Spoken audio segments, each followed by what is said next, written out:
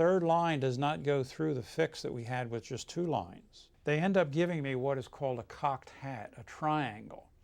And our position now, instead of being at the intersection of the original 2 lines, we're now in the center of that cocked hat triangle. We find the center of it, we mark it with a dot and a circle, and we write in the time.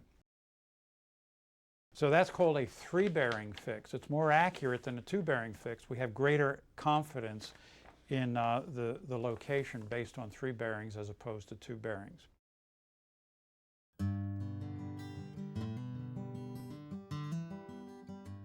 The next type of fix that I want to talk about is called a running fix. Up to this point, the 2-bearing and the 3-bearing shot that we've taken are shots that are taken at roughly the same time, within a minute or so of one another.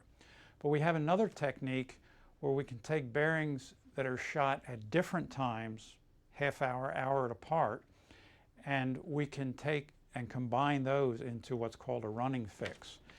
And I'll show you conceptually how that's done. Supposing I am here at 0800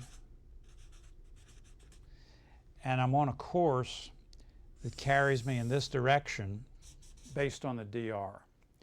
And at a time, let's say 0800, I sight a navigational tower here. I take a bearing using my hand bearing compass on this light structure, and I find that that light bears at, let's say, 40 degrees. I go to my compass rose, to my 40-degree mark. I take my parallel rules, and I walk it over until I get to this light structure. From that lighthouse, I draw a 40-degree line. It's 40 degrees in this direction, and I mark that line with the time and the bearing. So I put bearing 040 at 0800 time. Now you notice in doing this that that bearing line did not travel through the DR point, and that's because the DR is never completely accurate. But we have confidence that we are on this LOP, on this bearing that we took. And let's say that a half hour later, we take another shot on that same light structure. And let's say that that bearing is 350 degrees. And I come again to my compass rose, I find the 350-degree mark, walk it over until I get to that point of the light structure. I draw in my second line at 350 degrees, and I mark it bearing 350 and the time a half hour later, 0830. Now, what I have is 2 lines shot at different times. And let's say that I'm sailing my boat at a speed of 5 knots. And for a half hour, from 0800 to 0830 is a half hour, so it's 2.5 miles. I take my dividers and I measure 2.5 miles on the latitude scale, and I come and mark this off here, and I mark this distance off, and I draw in my 0830 DR point. So here's the 0800 DR, here's the 0830 DR, here's the 0800 bearing, and the 0830 bearing. Now the question is, how do I combine these into a running fix? Well, what I do is I arbitrarily draw another line in, parallel to my course line. That's parallel to the course line. The red line is parallel to the black line. And I measure a distance from where that line intersects the first bearing line, and I measure 2.5 miles. And on this red line, the second arbitrary line, I put a mark. And what I do now is I take this first bearing line and I move it parallel to itself with my parallel rules until it intersects that mark that I put on this arbitrary line. and I draw in a line there. Where that line intersects the second bearing line, and this line is referred to as the advanced bearing line from 0800 to 0830, and where it intersects the second bearing line is my running fix. And I mark it with a time of 0830.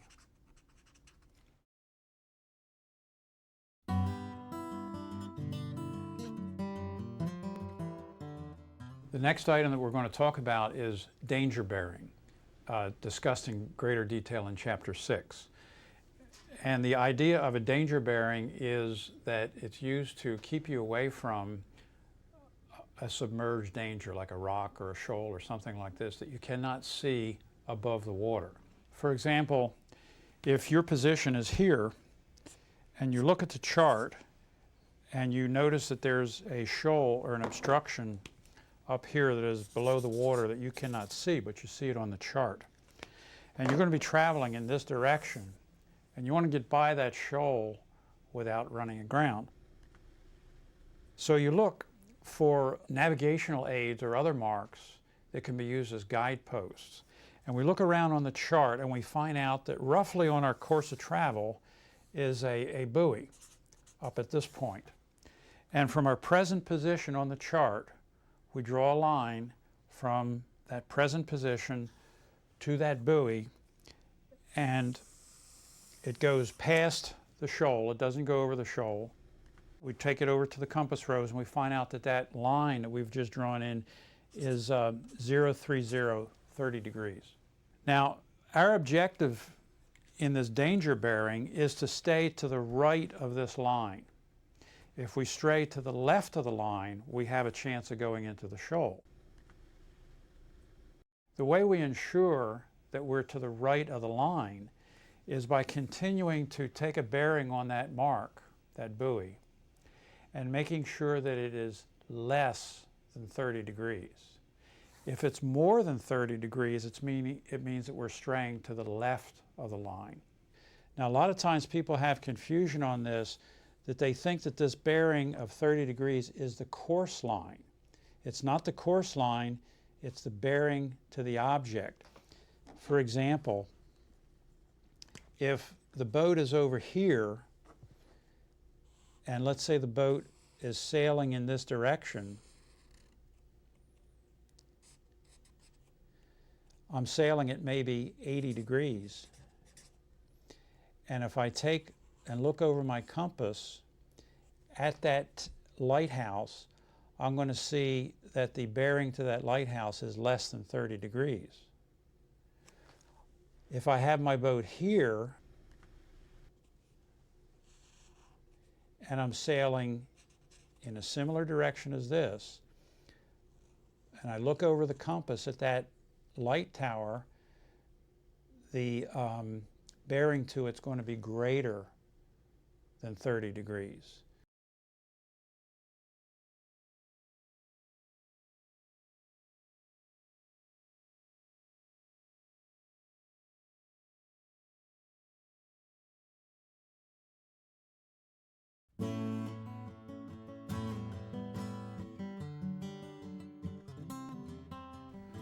Up to this point, we've been talking about plotting lines without consideration of water current or wind leeway. And Chapter 7 now talks about adding those into our plotting. And there's a couple of types. Current problems generally break down into 3 types of problems. I call them A, B, and C type problems. The first of these problems is where we have a DR, a dead reckoning plot, based on course steered and distance traveled. However, while I was doing that, I looked up in the current tables, and the current tables told me that there, in the area that I was sailing, that there was a current flowing in the westerly direction at 1 knot of current speed. So what I want to know is, okay, based on that current, where might my position be? And what I do in order to do that, I've plotted the dead reckoning plot for that hour's period of time.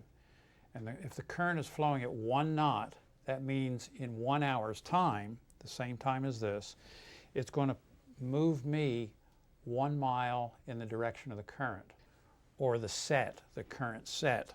The distance traveled by the current is called the drift, and for 1 hour it's going to take me 1 mile. So I take my dividers, and off my mileage scale I measure 1 mile, and I come in here and I plot that, and I say, there's how far I've traveled in 1 hour based on the current.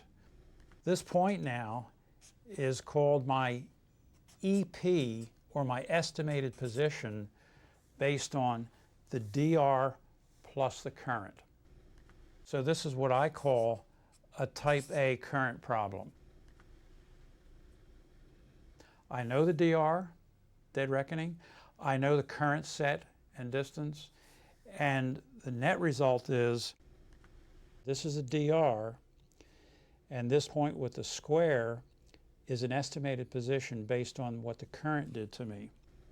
My actual course over ground is along this line, not along the dead reckoning line.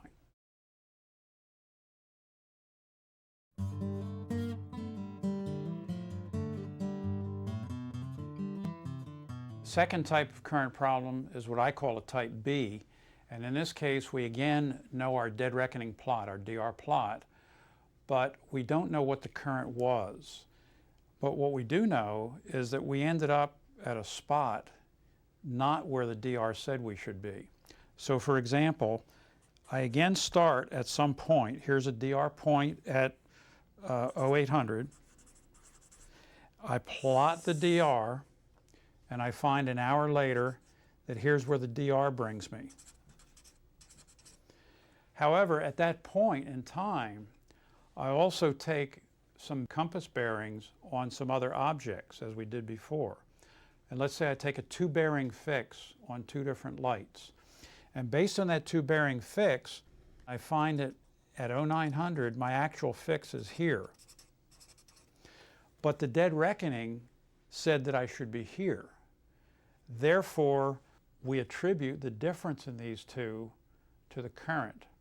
And we say that the current, in this case, pushed us from the DR point to the fixed point.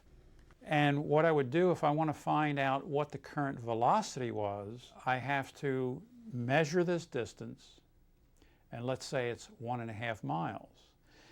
And that was over a period of 1 hour from 0800 to 0900. So I would say the current speed is 1.5 knots. And the direction of the current, I would take that line that I just drew in and walk it over to a compass rose, and from the compass rose determine that the current was flowing in a certain direction. So this is a B-type problem.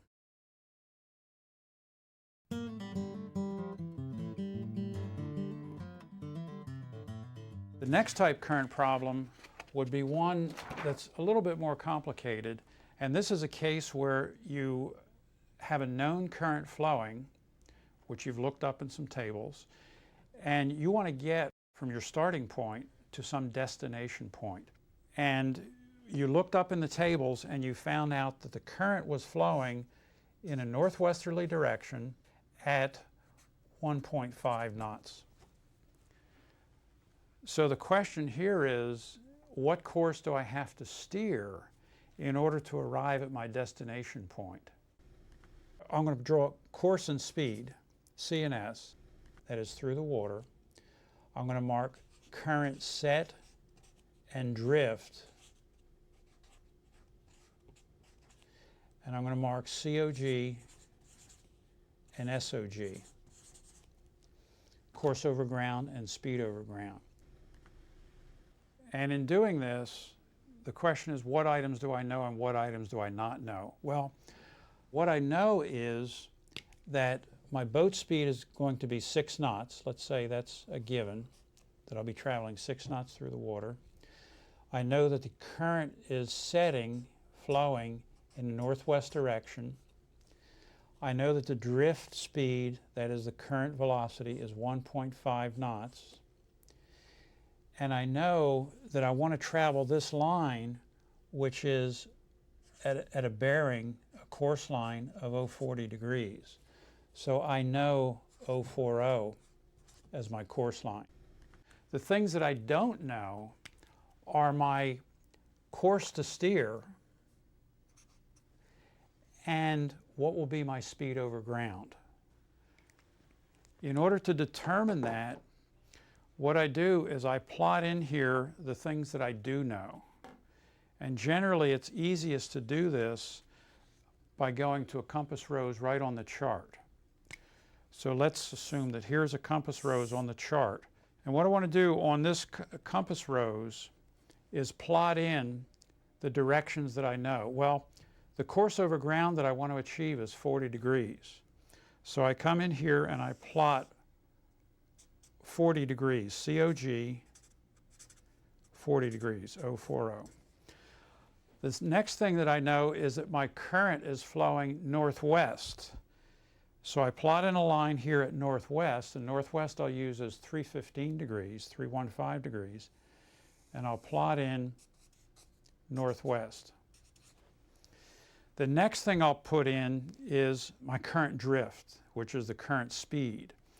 And I'll take my dividers and open it out to that distance. It's 1.5 miles. Open it out to 1.5 miles, come in here and mark off that 1.5 miles on this